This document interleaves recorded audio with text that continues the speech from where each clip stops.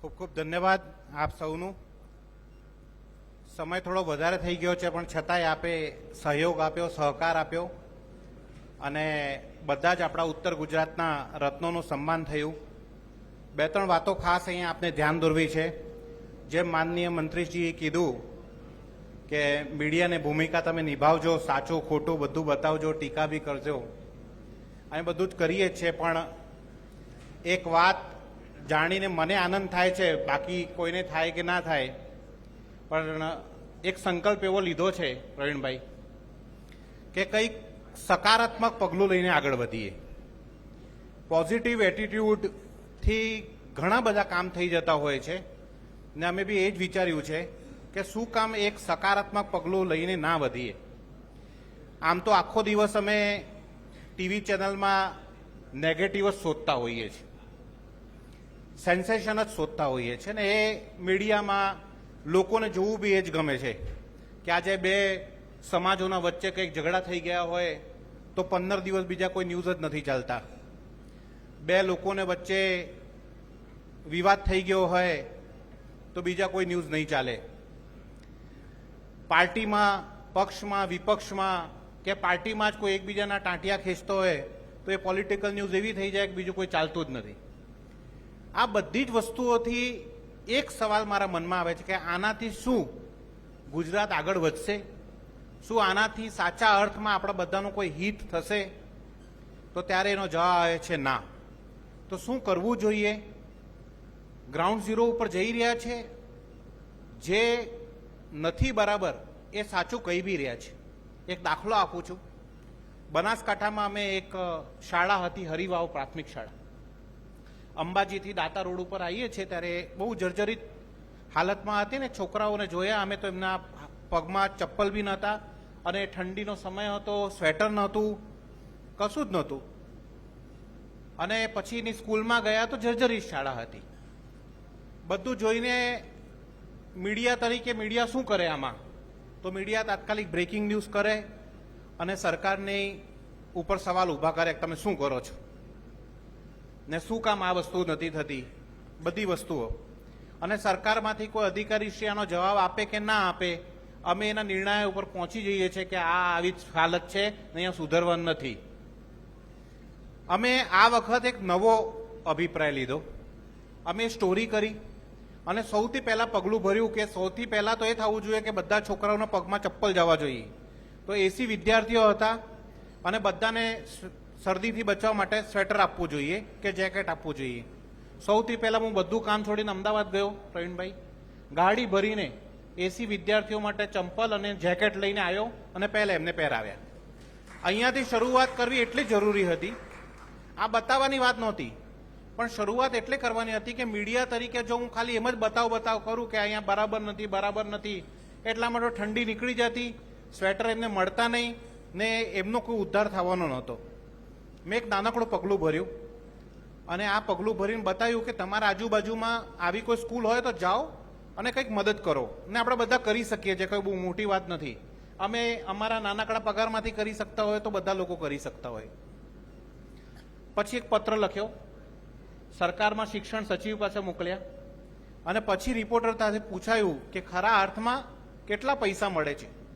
તો સામાજિક ન્યાય અધિકારીતા જે વિભાગ છે એના તરફથી 900 રૂપિયા પ્રતિ છાત્ર મળે છે અને 900 રૂપિયા ઓછા છે ખરા અર્થમાં. પણ એ 900 રૂપિયા ક્યાં જાય છે? તો પેરેન્ટ્સના ખાતામાં ડાયરેક્ટ જાય છે. હવે પેરેન્ટ્સ આપે ના આપે એની કોઈ ગારંટી નહોતી હોતી. એટલે પછી શું થઈ શકે એનો શિક્ષણવિદો સાથે બધી ચર્ચા કરી, રિટાયર્ડ અધિકારીઓ સાથે ચર્ચા કરી. એક બહુ જ મોટા આઈએસ અધિકારી ગુજરાતના રિટાયર્ડ થઈ ગયા, એમને પાસે હું ગયો. મેં કીધું સર હવે એમાં શું થઈ શકે? એમને જેટલા બી સૂચનો આપ્યા એ બધા જ સૂચનો અમે શિક્ષા મંત્રીને જઈને આપી દીધા કે સાહેબ આવું છે, આગામી બજેટ આવે છે, આપ આના ઉપર ધ્યાન રાખજો. હવે એમને મને આશ્વાસન આપ્યું છે. મુખ્યમંત્રી કાર્યાલયમાં એવી બધી શાળાઓના ફોટોગ્રાફ અમે આપી દીધા છે. ત્યાંથી બી અમને આશ્વાસન મળ્યું છે કે બધાનું કામ ઓર્ડર આપી ગયા છે. હવે ધીમે ધીમે ઓરડાઓનું કામ ચાલુ થઈ રહ્યું છે. છતાંય ક્યાં રહી જતું હોય તો અમારું ધ્યાન દોરજો. આ એક સકારાત્મક પગલું ગુજરાત સરકારનું બી છે. મને 23 વર્ષ થઈ ગયા. 23 વર્ષમાં મેં ઘણી સરકારો જોઈ છે. મહારાષ્ટ્ર, ગોવા, કર્ણાટક અને આ ગુજરાત ચોથું રાજ્ય છે મારા પાસે. એવી ઘણી બધી સરકારો છે કે ત્યાં મુખ્યમંત્રી છોડો સચિવ પાસે તમે જઈને ના બતાવી શકો આ વાત. પણ અહીંયા સચિવથી લઈને શિક્ષા મંત્રીથી લઈને મુખ્યમંત્રીશ્રીના કાર્યાલય સુધી બધા લોકોએ વાત સાંભળી અને બધાએ એક વાત તો કરી છે કે અમે આના ચોક્કસથી ધ્યાન આપીશું. હા, હવે જો ના અપાય તો અમે ફરી મુદ્દો ઉપાડીશું, એ સેકન્ડ વાત છે. એ ટીવી ઉપર બતાવવાનું છે, ચોક્કસ બતાવીશું. પણ ખાલી ચિલ્લા ચિલ્લી કરીને અને હું એક સેન્સેશન ઊભું કરી નાખું, એનાથી કોઈ હિત નથી થવાનું. આવું મારું આ પર્સનલ અભિવ્યક્તિ છે. જો કે આ મીડિયાના અભિવ્યક્તિથી બિલકુલ વિપરીત છે, પણ છતાંય અમે એક આ ટ્રાય કરી રહ્યા છીએ અને આવી જ દરેક જગ્યા ઉપર સ્ટોરીઝ કરી રહ્યા છે. એ સ્ટોરીઝનો અધિકારીશ્રીઓને બતાવી રહ્યા છે. બીજી ખાસ વાત, અહીંયા મહેસાણા જિલ્લાના બધા અધિકારીશ્રી અહીંયા છે. અહીં બધાનો એપ્રોચ કર્યો છે. ડીડીઓ શ્રીને મળ્યા, જિલ્લા પંચાયતના પ્રમુખશ્રીને મળ્યા, એસપી સાહેબને મળ્યા, એ શું કામ કરી રહ્યા છે, કમિશનરશ્રીને, કલેક્ટરશ્રીને અમે વાત કરી છે. એમનું વિઝન શું છે, મહેસાણા માટે શું કરવા માંગે છે, આ બધી વસ્તુને શું કર્યું છે, આ બી પૂછવું મીડિયાનો ધર્મ છે. અને મેં પૂછી રહ્યા છે ને બહુ જ સારા કાર્યો. ઘણી વખત એવું હોય છે કે મીડિયા પાસે વસ્તુ આવતી જ ન હોય તો બતાવો ક્યાંથી, કમ્યુનિકેશન ગેપ છે.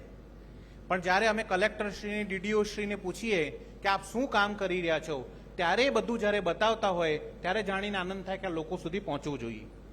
અને એના સાથે સાથે એસપીશ્રીનું જ્યારે ઇન્ટરવ્યૂ કર્યું તો બે બાબત છે. એક તો પોલીસ છે, રોલ મોડલ છે યુવાઓ માટે. અમે એમને એમ બી પૂછ્યું કે તમે કઈ રીતે યુપીએસસીના એક્ઝામ પૂરા કર્યા, એનું માર્ગદર્શન આપો, મોટિવેશન આપો. જિલ્લામાં સુરક્ષા સલામતી માટે શું કરી રહ્યા છો, સાયબર ક્રાઇમ માટે શું કરી રહ્યા છો, જે મંત્રીશ્રી અત્યારે વાત કરી મ્યુલ હંડ એકાઉન્ટ માટે શું કરી રહ્યા છો, ડિજિટલ અરેસ્ટ ના થાય એના માટે શું કરી રહ્યા છો. તો એ ઘણી બધી બાબતો છે જેને લઈને અમે વાત કરી રહ્યા છીએ. અહીંયા બહુ જાણીને આનંદ થશે મને કે એજ્યુકેશનમાં અમે વડસમાં ગયા હતા. મેશ્વાબેન અહીંયા બેઠા છે. અમે એમના વિચારો જે એ યુએસમાં ભણીને પાછા આવ્યા છે, પણ જે એમના વિચાર છે આપણે જાણીને આનંદ થાય કે આજે ગુજરાતમાં આવા યુવા પ્રતિભા પાછી આપણી વારસાઈ જે કામ છે એ કરી રહ્યા છે, પણ એક વિઝન સાથે કરી રહ્યા છે. અને આ બાબતો ક્યાંક ને ક્યાંક લોકો સુધી પહોંચવી જોઈએ.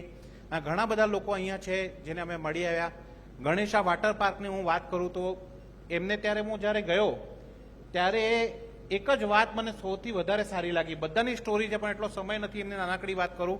મેં પૂછ્યું ભાઈ આ ક્યાંથી આઈડિયા આવ્યો, તો એમને કીધું કે એક વાર હું વોટર પાર્કમાં ગયો હતો અને એટલી વધારે પૈસા લેતા હતા વોટર પાર્ક વાળા કે હું ના નાહી શક્યો હતો, કે બધા લોકો કઈ રીતે આનો મજા લેશે. તો મેં લો ઇન્કમ ગ્રુપ માટે કે એવું કહીએ કે બહુ ઓછા પૈસામાં બહુ વધારે વોટર પાર્કની મજા લઈ શકો એના માટેનું આ પ્રતિષ્ઠાન કર્યું છે. તો આ બી એક આનંદની વાત છે કે ના લોકો આના માટે વિચારે છે. એમને એમ ગ્રીન એમ્બેસેડર સાથે અમે વાત કરી બધા લોકો સાથે. એટલે ક્યાંક ને ક્યાંક જ્યારે ગ્રાઉન્ડ ઝીરો ઉપર ઉતરીએ છીએ ત્યારે ક્યાંક ને ક્યાંક નવું શીખવા મળે છે, જાણવા મળે છે.